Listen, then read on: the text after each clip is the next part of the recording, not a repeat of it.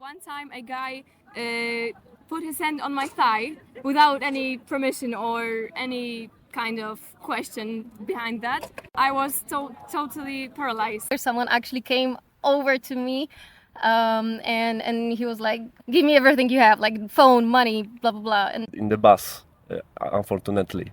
So they were just broke all whole windows from the bus, opened the door, and they were punching everyone.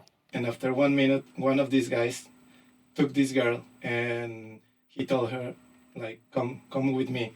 And I remember I started hearing this gunfire, like, and he was running outside and he was screaming, "Where is my mom? Where is my mom?" My first reaction was like to stand up and saying, "Leave her alone." And the moment I stood up, this guy put the gun in my forehead.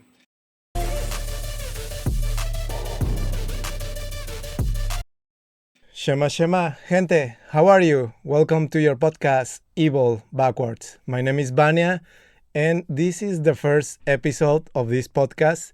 And I'm very excited, but to be honest, I'm also very nervous because to get to this point, it was a long, long way, and it took a long time to put this out of light. So finally, we are here. I would like to first thank to Radio Luz for giving me this opportunity to be here, and a special thanks to Martina and Samuel, because without them, this would have not been possible. So, what can you expect from this space? In this space, we're going to have creative people. We are going to have people with interesting jobs, people with interesting experiences, and people also with sad stories or with tragic stories. There's not a line on this podcast. So one of my goals is that with me and with my guests, you will maybe feel related to us, or you can feel identified with the stories we are going to tell. You should feel free to contact me if you have something interesting to say, some interesting story, some tragic story that you want to share with the world to raise awareness, or just to share this story to let people know that some things happen in this crazy world. And I guess you will be wondering, why Poland? Because I want to start with this. And actually this podcast, this first edition, is going to be about answering this specific question that Polish people is always asking me, like literally always. Every time I meet someone new, the first thing after knowing where I am from is, why Poland? They are very surprised that I choose Poland as a place to live, And for me, I find this like surprising, because I will expect that they already know the reasons why people like to come here, because it's a beautiful place. But I would like to talk about this. So I would like to give you some reasons, and also I would like to tell you a very tragic story that I had in Mexico. So maybe you, as a Polish person listening to this, you will understand more like why someone like me, coming from very far away and from a different culture, choose a place like Poland to live. So first, I would like to start telling you about the basic reasons why I like here. I think one of the reasons I like here is because it's super, super quiet and it's super silent. It's one thing that I really appreciate as a Mexican, because in my place, in my hometown, or in general in my country, it's a total chaos. You cannot go out in the street, and literally you cannot even listen to your own thoughts, because you hear noises from everywhere. You hear noises, people screaming, people working, and they are making noises with the hammer, or they are making noises with the car, the dogs are barking, and this is every minute of the day. So coming to a place where I can walk in the street and actually hear my thoughts and have this moment of peace. If I have a stressful day and I just want to go out and relax, I can do that here. And I think it's something that you should really appreciate, because you don't know how it is to have all these like noises coming from everywhere all the time. It literally can drive you crazy. Another reason why I like here, especially this place, Wrocław, because I honestly don't know every city in Poland, but in here I noticed this. First of all, I think I noticed that Poland, as you may know, is probably not in the first 10 places, like the most popular places in the world to come to live. Maybe to visit, it is, I don't know.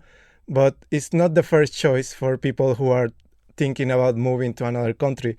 Maybe it's because it's very far away, or maybe it's because they are afraid of the weather, they are afraid of the culture and the language, that it's super complicated.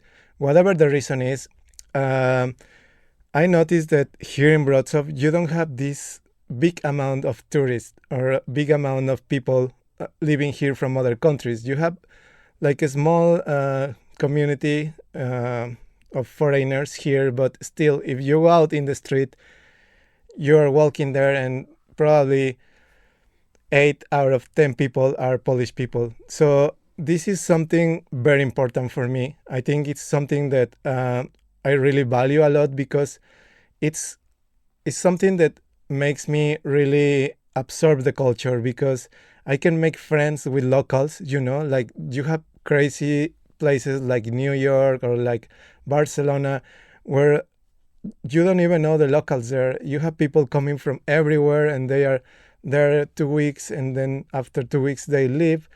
So you cannot make these deep connections.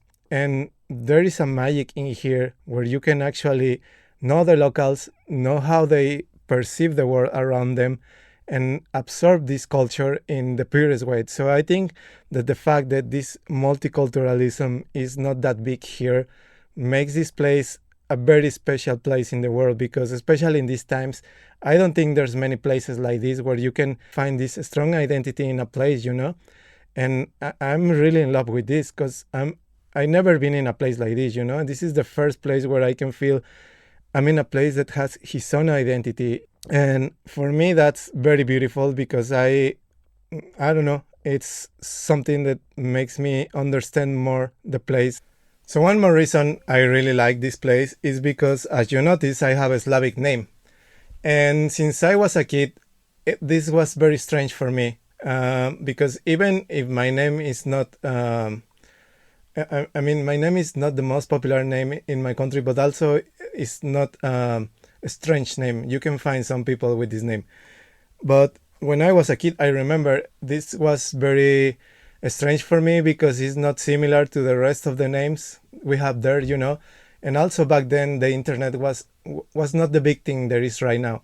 So we really didn't have much information about this side of the world, So having a Slavic name for me, it was like doing a little bit research maybe when I was a kid, and the only information I could get from this side of the world, it was like maybe some gray buildings and this idea of this gray area of the world, some strange cartoons, and like good literature, like good movies, and very specific type of art. I think very existentialistic type of art. And I think I can relate with that a lot, because I really love philosophy and psychology. And when I started reading authors from this side of the world, I really felt related to them.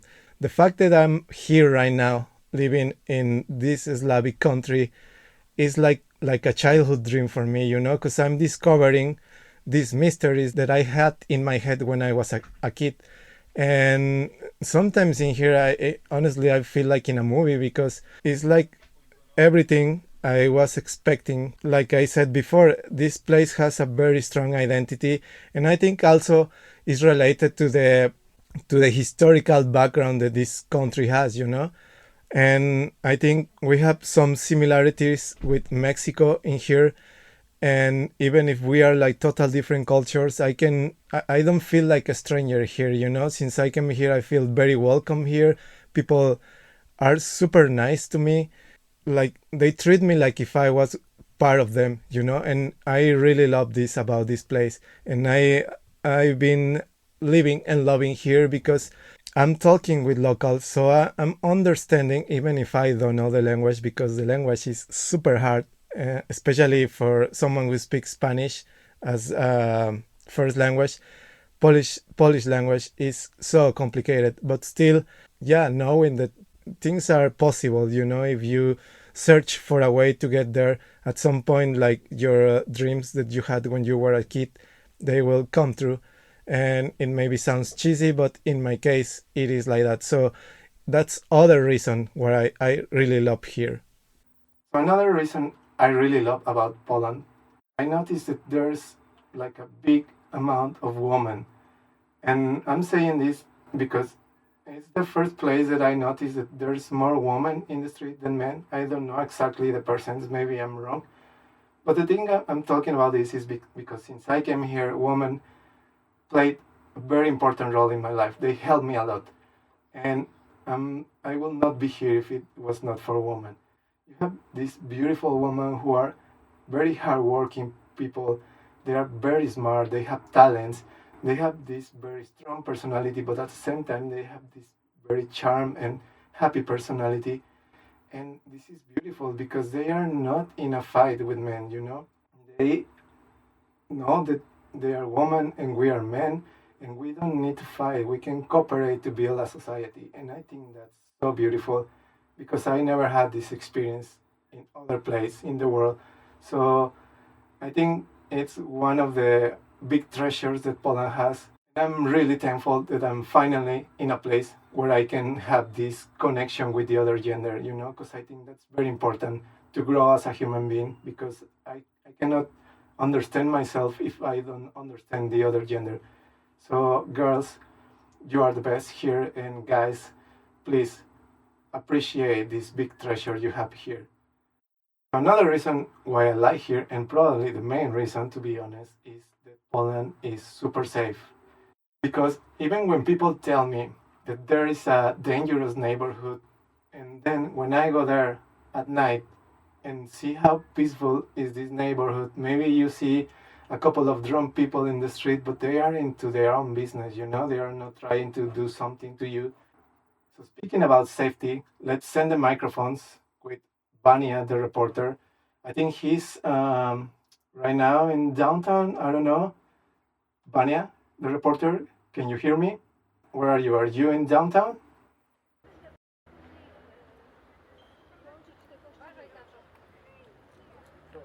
That's right, Vania. I'm here in Wroclaw downtown, and I came here to ask people a question. What is the most dangerous situation you ever lived here in Poland? Let's see if they have one. Hi, so I am here with Olivia.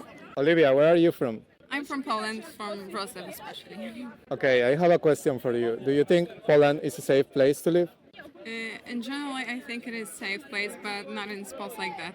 It's not safe place for me. Okay, did you ever have any bad experience here, or one experience that made you feel in danger? No, I don't think so. Okay, I'm glad. Thank you so much. Thank you so much. Bye. Tosia. Tosha? Tosia. Tosha, where are you from? I'm from Wrocław, from here, from Poland. Cool. I have a question for you. Do you think Poland is a safe place to live? Well, in some places yes, but it's different for everyone. And as a woman, I would say it's 50-50. 50-50, what do you mean?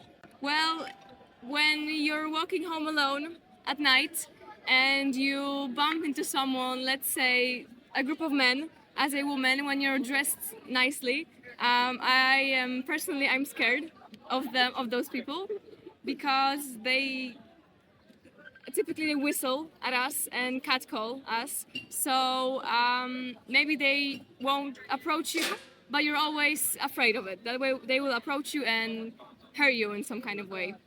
Okay, did you ever had any dangerous situation? Yes, on the bus, multiple times actually. One time a guy put his hand on my thigh without any permission or any kind of question behind that.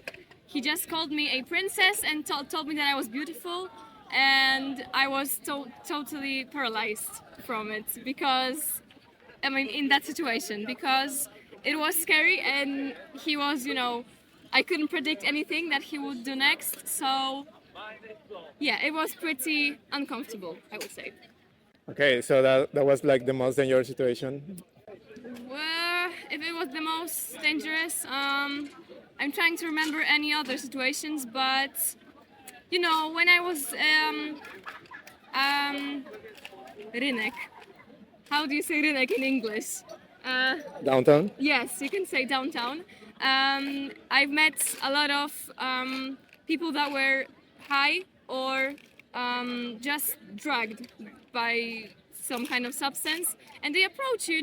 They are violent, but not towards me. If you don't look at them, they won't approach you probably. But I had many situations where they would approach us, me and my friends, and just talk weird stuff to us, say that we can go with them somewhere, and it's not responsible. You should never do that. Never go with a stranger, especially when they are not sober anywhere, because it could end very badly. Amelia. And? Kasia. Okay, where are you from? I'm from Wroclaw, Poland. Same. Well, I have a question for you. Do you think Poland is a safe place to live? I think it is. I think it mostly is, yeah. Did you ever have any bad experience here or like dangerous situation? I think, not personally, but overall, I think there's a lot of them here, yeah. I didn't, but I know there are some. Natalia. Natalia, where are you from? I'm from Poland. You are from Wrocław or another city here? Another city, like somewhere around Wrocław. Somewhere around. That's very mysterious. Like people always say like somewhere near to Wrocław, like a small town near to Wrocław. What's the name of this somewhere around place? My mom taught me not to say. Okay. Do you think Poland is a safe place to live? It depends for who. I mean, I'd say sort of. For a woman, I don't think there is a place that is completely safe. But for men, it's perfectly fine. Did you ever have any dangerous situation here? Yeah, I mean, I had a few. I mean, I'm pretty sure every woman has a situation whenever she lives. But like, they weren't as serious. I mean, I had situations when men would just come up to me and like say things to me that weren't so. They weren't very nice, and But you were never hurt in any way, like physically? physically, no, I don't think so. I can't remember the time I was. Veronica. Veronica, so tell me if you ever had one dangerous experience here in Poland. Oh yes. Yesterday in bus when we came from the work to home, there were two people. They were drunk actually, and they were trying to not communicate with us, but to pick up us. I think yes. Actually, didn't feel very safe in the situation, and I was very tired after work to do even something with them. But they were rude to you, or why you felt in danger? Yeah, they were trying to say something that they think may be sexualizing. Not for me. Okay, but so far that's your experience here. You feel like Poland is a very safe place? If I would choose between other countries and Poland, I probably will say yes. Not for 100%, but about maybe 85, like that. Okay, so that's the worst experience you ever had here. Not the worst one. The worst one was with homeless people, but I don't think they can do something to me. So maybe just rude drunk people. That's all. But this is my experience. I know that a lot of other people experience the worst situation. Thomas. And Kate. Thomas and Kate, I just want to ask you, what's the most dangerous situation you ever lived here in Poland, if you have one?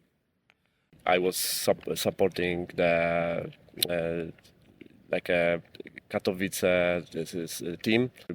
I was going by bus, and they were just hunting for someone, and I was in the bus, unfortunately. So they were just broke all whole windows from the bus, opened the door, and they were punching everyone in the bus, and took one guy and disappeared. So I unfortunately got some punch for my face, but it was like, what the heck happened? Yeah. Nowadays, they making it as like a schedule in the calendar, and they are visiting in some forest and fight each other or something. Actually, I didn't have any dangerous situation in Poland, whereas I'm living here my whole life. And yeah, as he mentioned, I can walk out even when it's very late at night. I don't know, 2, 3, 4 a.m. and nothing ever happened to me, nor anyone ever robbed me, nor anything like that. So yeah, I think this is pretty safe country for all of us these days, especially. But yeah, unlike the other countries outside of Poland, for sure.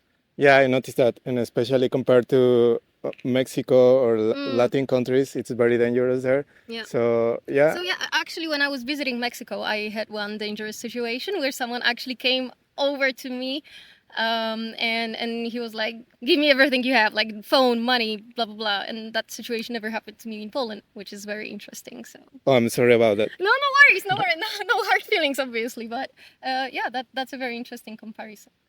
Martyna. Olivia. Martina and Olivia, do you think Poland is a safe place to live? Yeah, mostly. Mostly, but like depends of the people. Like I think homosexual people, like generally LGBTQ people are not safe here. I think so. Did you ever had any bad experience here or any situation where you felt in danger? So I think it's okay if you are white and I don't know, straight, but in some way it's like you can have problems here. What about you? Did you ever had any bad experience here? I think I have, but like I don't remember that well. But I think I have been in this type of situation before. Okay. Okay, so I'm sending the microphone back to the studio. Thank you so much. I am Vanya the reporter, and see you next time. Thank you, Vanya the reporter. We will see you in the next episode. So, as you can see, the general perception of people here is that Poland is a very safe place, and the experiences they had are fortunately like nothing to worry about, let's say. So, to compare a little bit how is different the perception of the concept of danger that I have to the concept of danger that people here have. Let me tell you a story. And this is a story that, let's say, it changed my life. It made me start traveling, and it made me question about what I want for a place where I live, you know. Some years ago, when I was living in my hometown, it's a relatively like calm and safe place in Mexico. It's in the center of the country, like 3 hours away from Mexico City. You have very good quality of life there. It's very hot, super hot for me. It's a little bit conservative, very chill compared to other cities, and it's very safe because there are some cities that are totally controlled by these cartels, and in general, most of the country is controlled by them. But especially this place is a place that they have this like type of contract where they are not going to mess with people. Obviously, they are selling their stuff there and stuff, but the levels of violence, let's say, are not compared to any other places, because in this place, like, families of them live there, and it's well known. So they make this like contract in between them to not mess with the society in there. So that's why this place is very safe still, and I hope it stays there because I think it's a beautiful place, but it's not my kind of town, you know.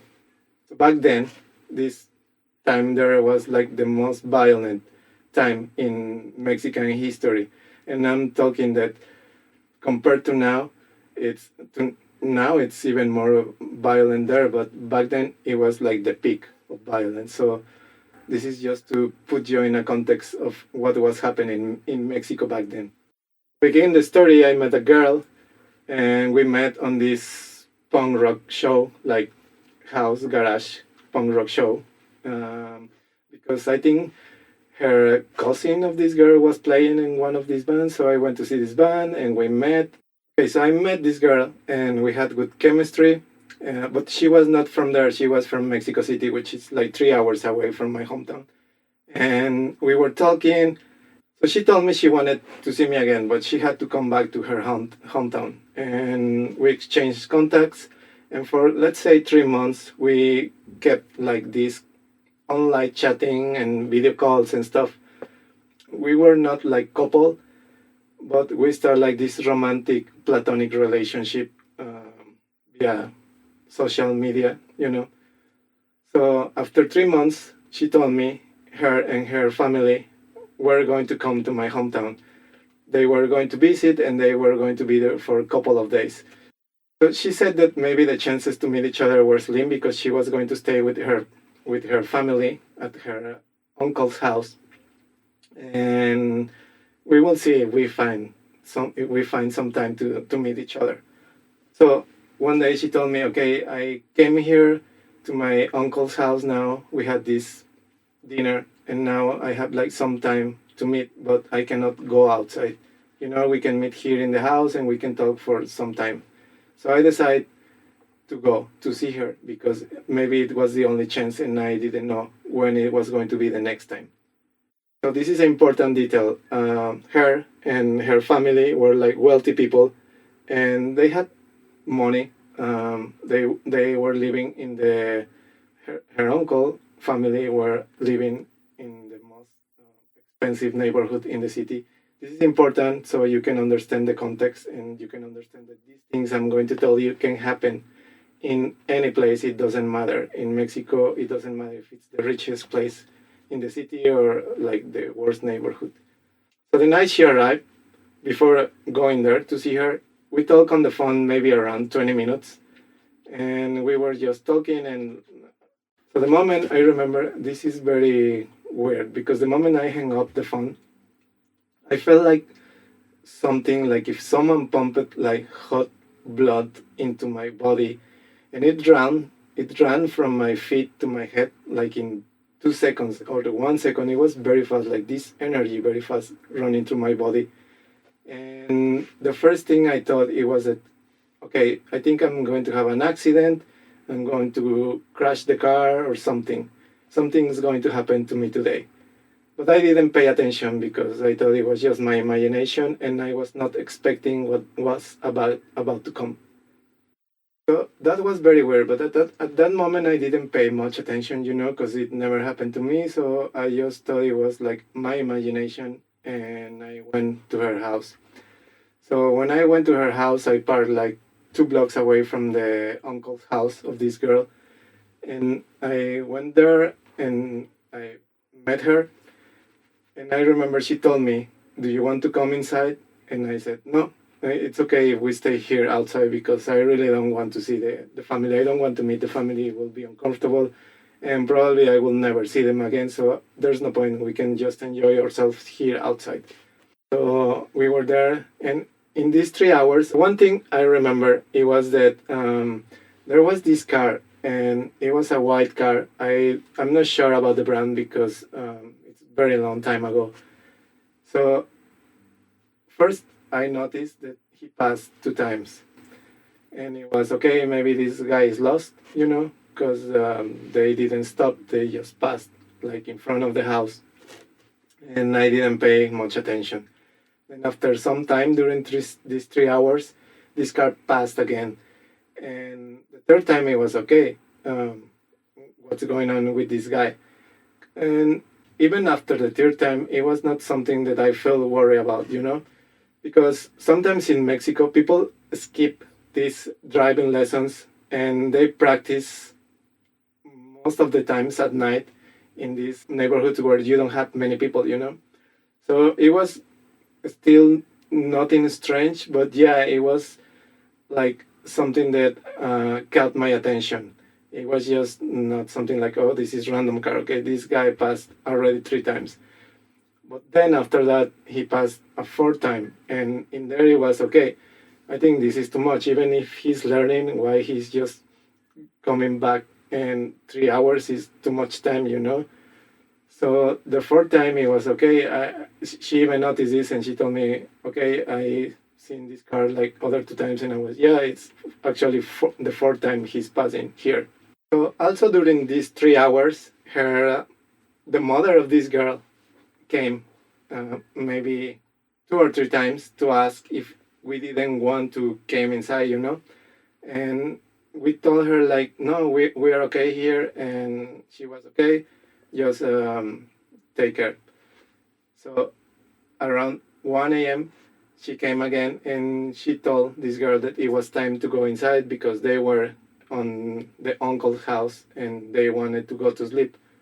And also it was kind of late to be outside, you know.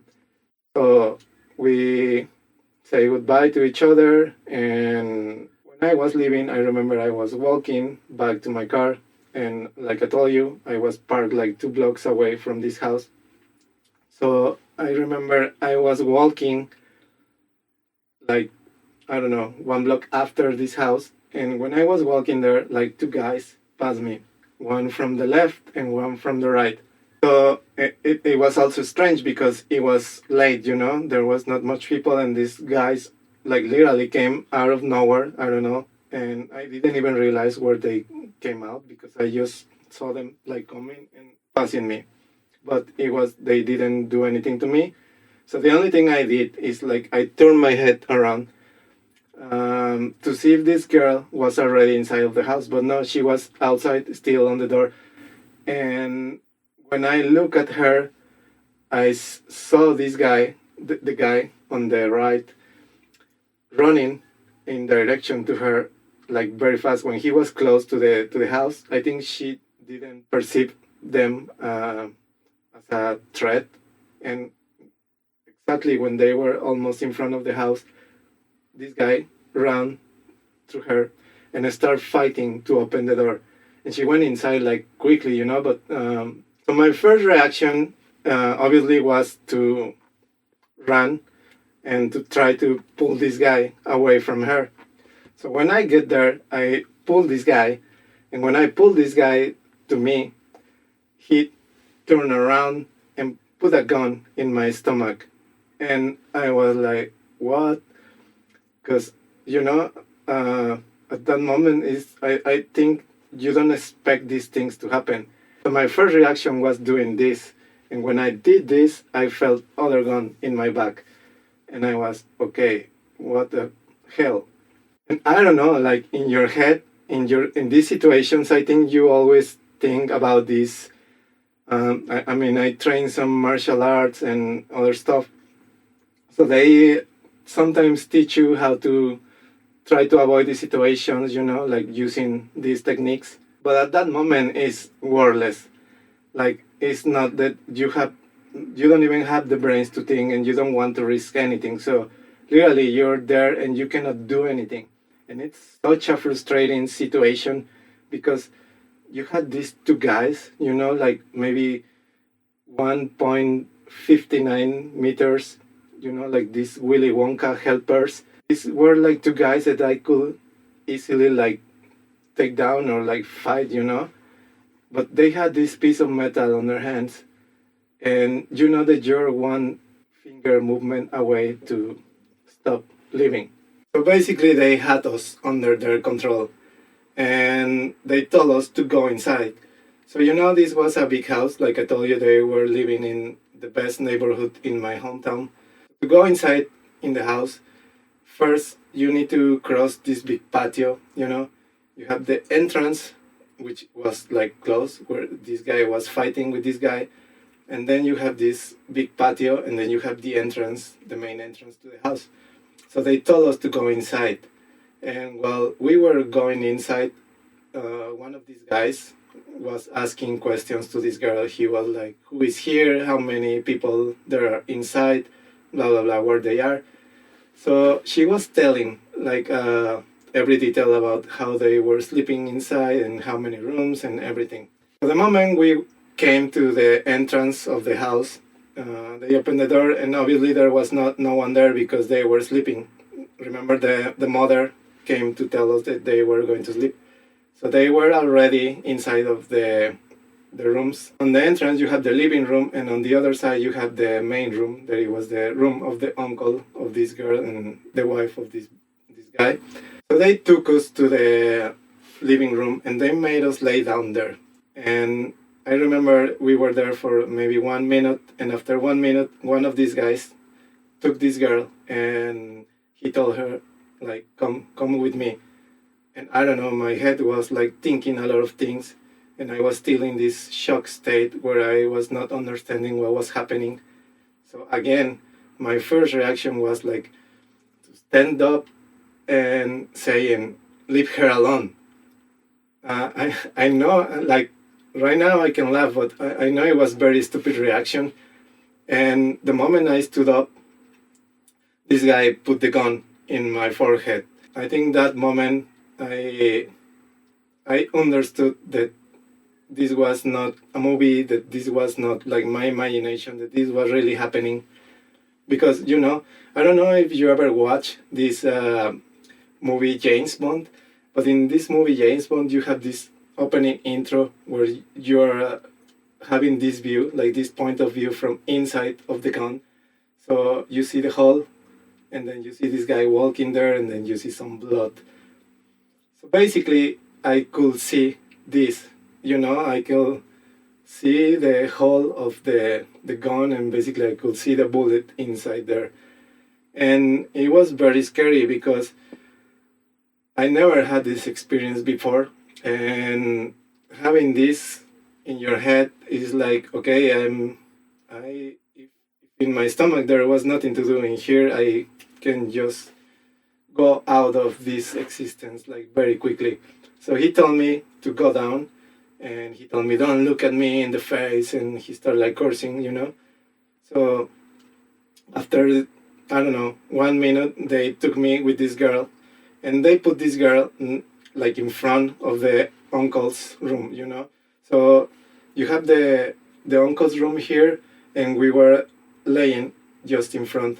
I don't know, after a couple of minutes, her mother, the mother of this girl, came downstairs because probably she heard some noises or she wanted to check if this girl was already inside of the house. But this was very weird because she went all the way down, like she was walking the stairs, and we were like literally next to these stairs. And when she came down, she saw the whole scene, and obviously she was very surprised and very scared to see her daughter laying there with this random guy and these other two guys with guns in there. So her first reaction was screaming, and the moment she screamed, one of these guys like hit her on the face.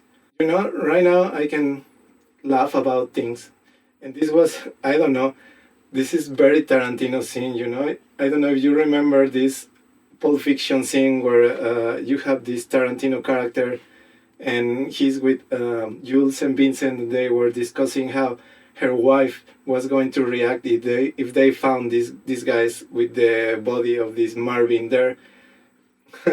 So for me, it was like that, you know, like this woman came and she reacted like that, and these two guys were like, what? She's screaming. So they hit her, and she was the next one to join the group in front of the door.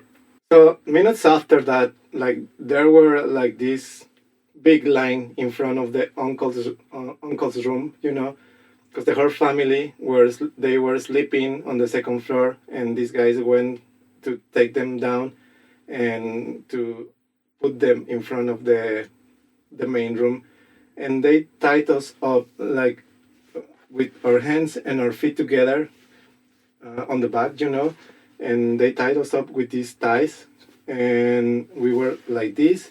So to go down, you need to be on your knees, and then they were tying you up, and they tell you like, go down. So you need to do like carefully like this, you know, so you don't hit your face. Another, I mean, right now it's funny to me, and it was, to be honest, at that moment it was kind of funny because what happened. The uncle of this girl, like she was next to me, and they were like tying her up, And the moment she went down, she didn't did this like carefully. She went like straight down like this. So she hit her face with the floor, and I was just laying down there and I was watching her. And at that moment, like even with all the stress and with all this situation that was happening, for me that was like a funny thing. I was there and I was like, okay, I cannot laugh right now because they are going to think if I'm already look like suspicious here, they are going to think I'm totally suspicious. So the only people left to join this line were the uncle of this girl and his wife, because they were in this room in front of us and the door was closed and apparently the lights were off. So meanwhile, these guys, but that time there were already 5 guys inside there, and this is not a promotion for any burger place. There were 5 guys inside, and I remember there was one guy behind us, and he was like making these noises with the gun all the time. Like I was just scared, and I really thought, at that moment, I thought the worst. So he was there, and there were like, the rest were on the first floor and others on the second floor, and they were stealing everything they could. Like literally, they were stealing everything. They were opening the cabinets on the kitchen, and they were stealing forks, they were stealing knives, spoons, like everything. I could hear everything. And when they finished doing this, they came next to us, and they were talking like in this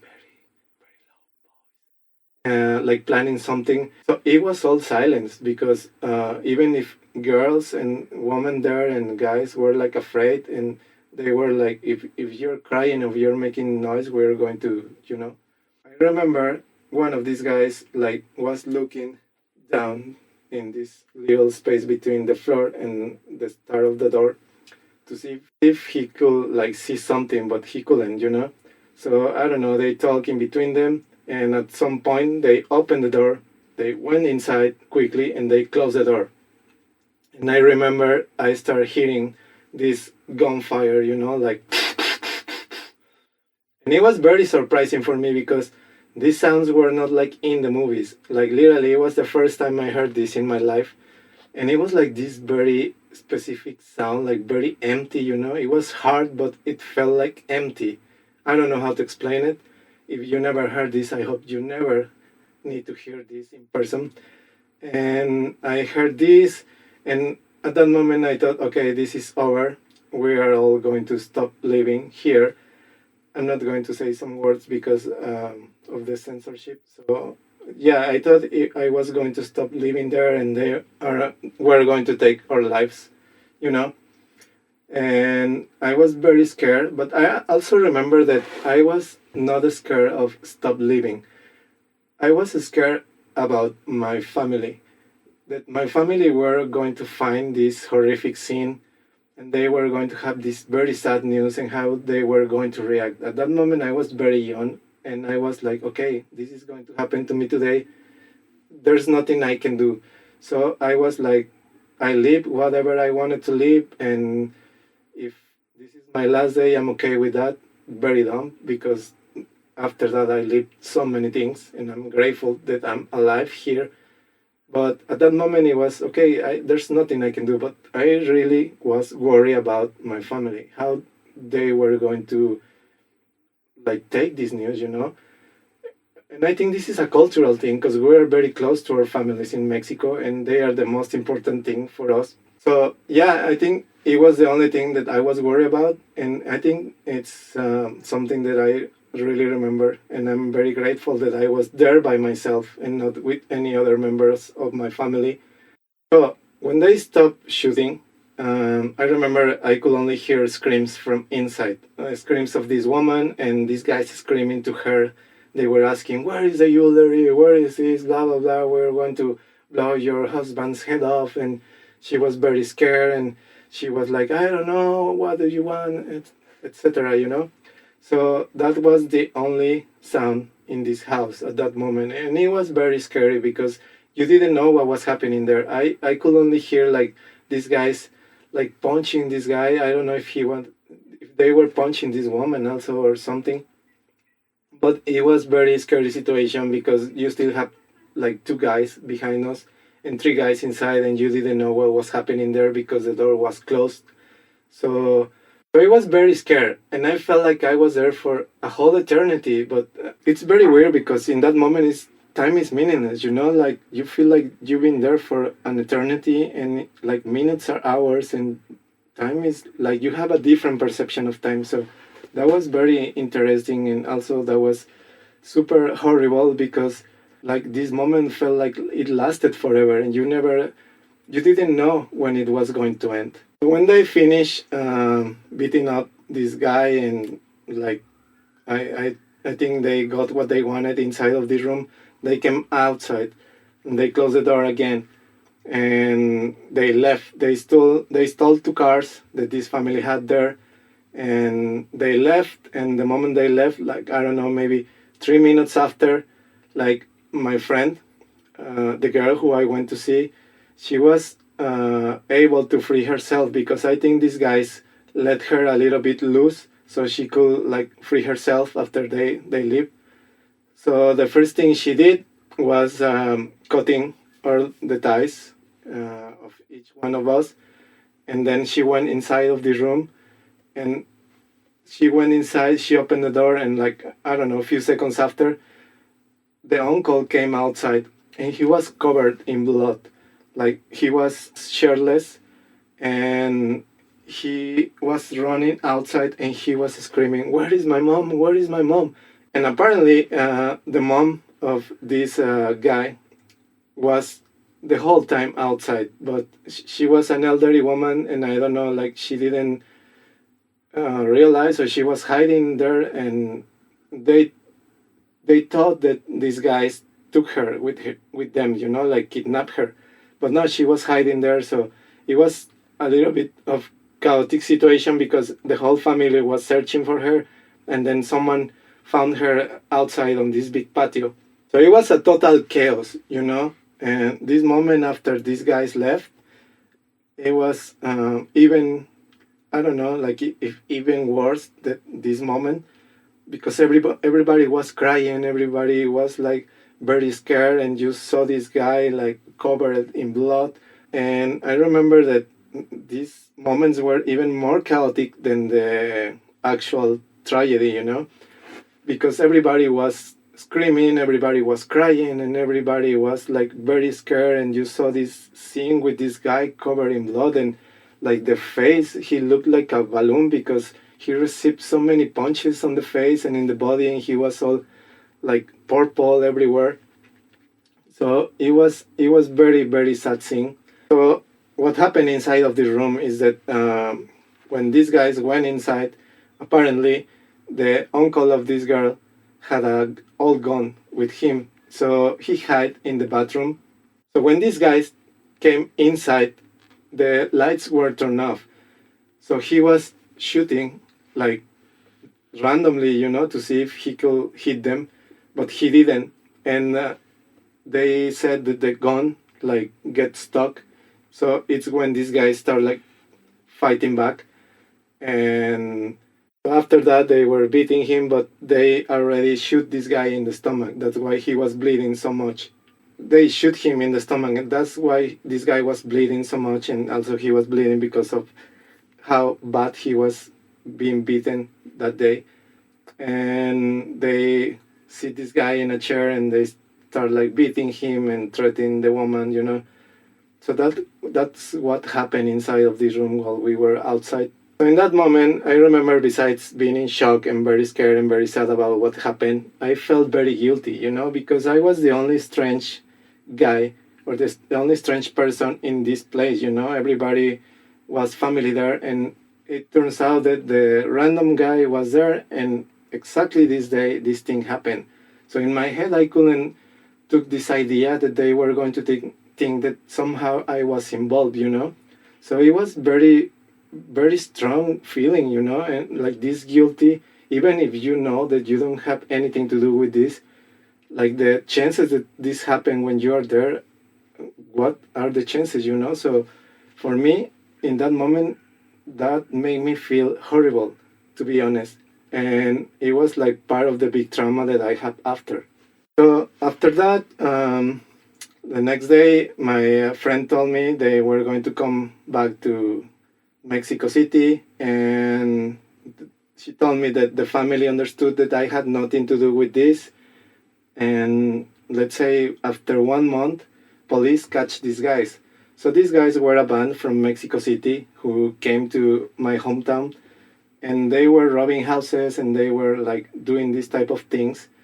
And then all the things they got from these robberies, they were going back to Mexico City and sell these things in there, and then they came back for more, you know. So the police catch them after 1 month because the uncle had like very strong connections with police, and they moved everything to catch these guys. Another thing they told us is that these people already took the life of 2 people before the situation in this house where I was. So that was very scary because literally I'm very lucky guy because I was like trying to resist and trying to play this hero, you know, not because I felt like that, because it was like natural reaction I had in this moment, but knowing that they were not playing, like at any moment they could just say, okay, bye, you know. And that was very scary, and I was very lucky to not be one of these guys who are not living anymore. And I remember after that, my friendship with this girl was never the same. Even if she told me that she had nothing against me because she knew that I was not involved in this and I was just another victim of this, everything changed. After some time, we stopped talking. And it's very sad because I understand that he had like some also psychological problems after this, and maybe the trust was not the same, and she didn't want to see me because maybe I was like, she was relating me to this moment and she wanted to cut this, you know. So after that, it was very complicated for me to trust anyone in my country. You know, maybe the first year, it was the hardest year because I was very paranoid, I was angry, I was sad, I was depressed. I mean, I'm lucky to be alive, but like these things change your life because it's something that you think is never going to happen to you. And you always say, okay, this, or you hear in the news, this happened to someone, or you know someone that tells you a story about this, that he has a friend of a friend, but you think this is something that it's never going to happen to you. So the first year was horrible, and I was basically paranoid all the time. When I was coming back home, I was always checking if there was no one around, like following me, and I couldn't trust anyone because till this day, I can say I cannot trust like most of the people from my country, like new people that I meet, because I already have my friends and I love them and I trust them and I have my family. But I think this circle is very small, and I can say these people are the only people I like to trust, and the rest is just you're always having these second thoughts about if they are coming to you with good intention or if they are coming to you with intention of betray you or make you any harm, you know. So especially now that I see the situation in my country and that it's even worse than what it was before. And that's a lot to say because this incident that I had, the difference back then, it was that you can say that it was like isolated. I don't know, something that it was not the common, at least in my hometown. And now it's like the common everywhere, you know, because back then it was not much about these cartels, and now everything is related to them. So it's the situation right now is terrible, and I see how this president don't care at all, and he's making things worse. And I think it's the worst president we ever had. So he's like literally destroying the country and just dividing people. So people are full of anger and they are very angry at each other, and if you don't think like them, they will hate you and they will try to hurt you. So it's just a crazy situation, and I really don't especially after living some things, is something that I don't feel comfortable to be there or to like meet new people in there. But I wish them the best. I know this country is full of good people, like very hardworking people, and also like very kind people. But it's kind of hard after you pass through some experiences to know which people are these people I'm talking about. So I wish them the best, but I move on. And I think that's one of the positive things, if I can say it like that this bad experience brought to me, you know. Since then I start like, okay, I cannot be here anymore, and I start traveling and I start knowing other places and see how is the life is different in other places. And I was trying to find some peace after like some bad situations I had in my country. I was happy that at some point I start feeling good with myself, and I knew that there were people, I was meeting new people, and I was open to trust them because I knew that the situation with them, it was going to be very different. And I will say other positive thing that this bad situation brought me is that I started living my life in a different way. At that moment, I thought I was going to stop living, you know. I thought that was my last day and that's it. And I understood how life can disappear in one instant, you know. You just need to be in the wrong place at the wrong time, and that's it, you know. And there's no tomorrow, and you are joining to the nothingness again, you know. So I started enjoying my life more and start appreciating every single thing as if it was the biggest gift ever, you know. So yeah, right now I see life as something very fragile.